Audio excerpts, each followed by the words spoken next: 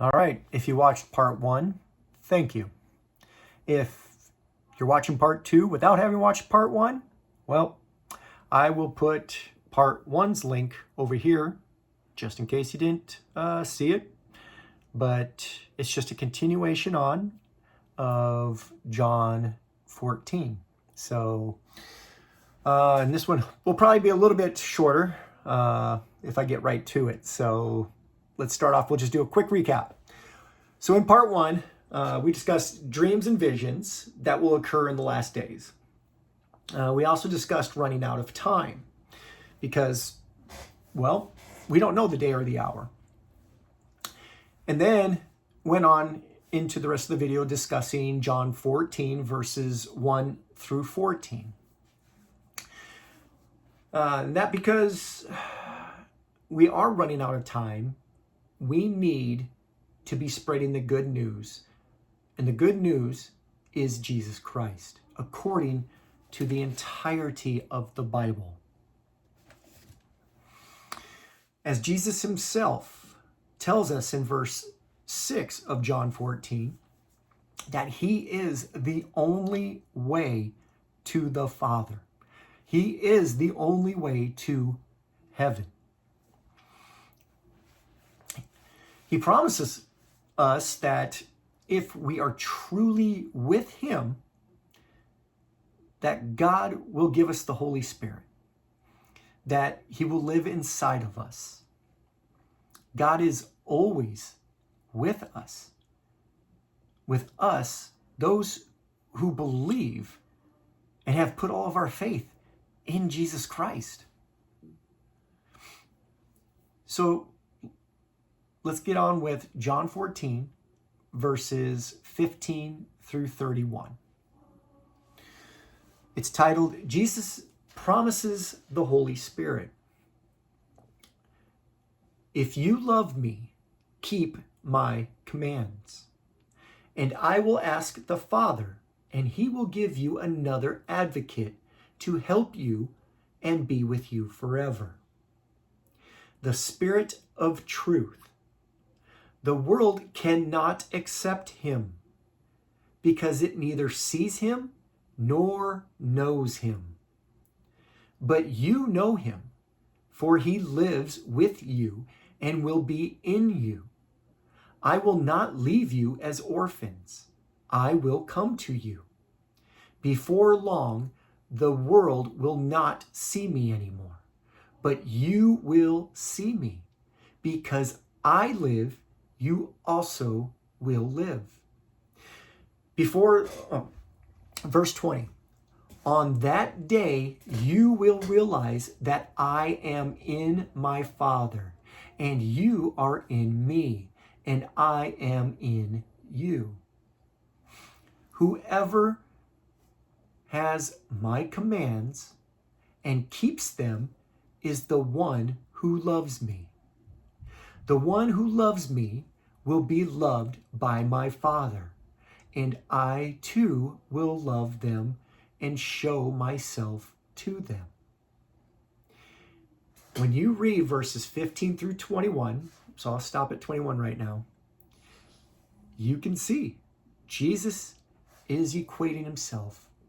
He is the Father. He is the Son. He is the Holy Spirit. They are three attributes of the same God. That is why it is a Trinity. Even though the word Trinity is never used in the Bible, Jesus' own words, his speech, equates himself to God and to the Holy Spirit. But let's continue on.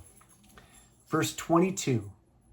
Then Judas, not Judas Iscariot, said, "But Lord, why do you intend to show yourself to us and not to the world?" Jesus replied, "Anyone who loves me will obey my teaching. My Father will love them, and we will come to them and make our home with them. Anyone who does not love me will not obey my teaching. These words you hear are not my own. They belong to the Father who sent me. All this I have spoken while still with you, but the Advocate, the Holy Spirit, whom the Father will send in my name, will teach you all things and will remind you of everything I have said to you. Peace I leave with you. My peace I give you. I do not give to you as the world gives. Do not let your hearts be troubled, and do not be afraid. You heard me say, I am going away, and I am coming back to you. If you loved me, you would be glad that I am going to the Father, for the Father is greater than I. I have told you now before it happens, so that when it does happen, you will believe. I will not say much more to you, for the prince of this world is coming. He has no hold over me. But he who comes, so that the world may learn that I love the Father and do exactly what my Father has commanded me. Come now, let us leave. So again, for those of us who believe in Jesus Christ, those of us who put all of our faith in Jesus Christ, we are blessed to have the Holy Spirit living inside of us. God Himself lives inside of each of us. Those who are truly Christians, where we know Jesus Christ is the only way to the Father. The Holy Spirit is in us. So, and yes, the Holy Spirit is God Himself. Again, our understanding is limited, as I have said in part 1, which, again, there will be, that link will be at the very beginning of this video. I believe it will also be down in the comments section. Or not comments, but in the video description area. So, continuing on here. When we try to confine God to human understanding, when we should be understanding that God cannot be confined at all. God is greater than all of humanity. So when we read in verse 28 where Jesus states, "For the Father is greater than I," Jesus is still fully human at this point.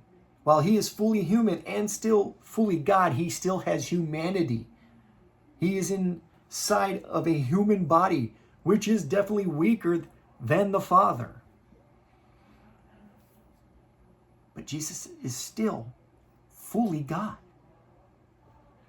It is when Jesus' humanity dies on the cross as the only perfect human being to walk the earth.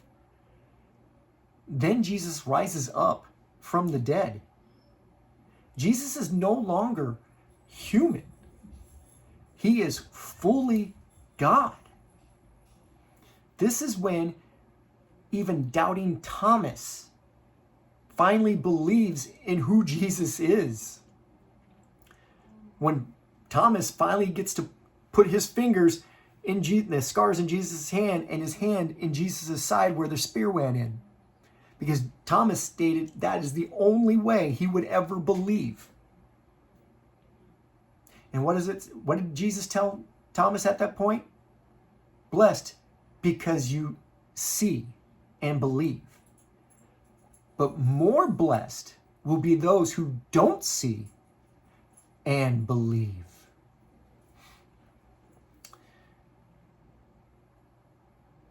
We are also warned that the prince of this world is coming. The prince of the world is Satan. Satan wants to persuade the world that Jesus was just a man, or that Jesus didn't actually exist, or that Jesus was just a prophet, or you don't need Jesus to get into heaven, that there are many ways to get into heaven, or Jesus is one of many gods, or Jesus hates you because of your sin, among so many other lies and deceptions. Satan's only victories are each individual he gets to, one, not find Jesus, or two, to turn them away from Jesus. When people get turned away because the church hurt them, instead of looking at Jesus, they only look at the people who are also sinners inside of the church. They look at the imperfect people sitting in the pews who still live in their sinful ways. And then they blame Jesus for it, when Jesus is telling us exactly, follow my teachings, not the teachings of the church, not the teachings of the people sitting in the pews. His teachings.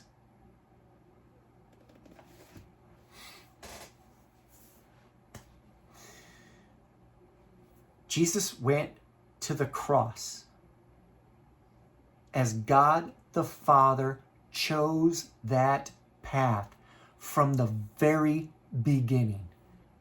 The moment that Adam and Eve bit of the apple, this plan of God's was set into motion. Sin nature entered humanity.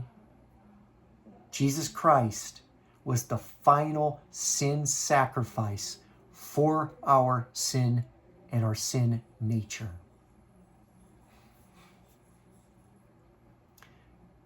Jesus foretold his death to his disciples on many occasions to prepare them for that day. And Jesus has also told us to be ready, because there is a day fast approaching when he will gather up his followers, his sheep, his wheat, his church, his bride. All the different parables he talks about. Jesus is going to gather us who believe in him. Jesus also warns us that the day of the Lord fast approaches and will come like a thief in the night. No one will know the day or the hour. And very timely, Jesus ends this passage in John 14 with, "Come now, let us leave." God bless y'all.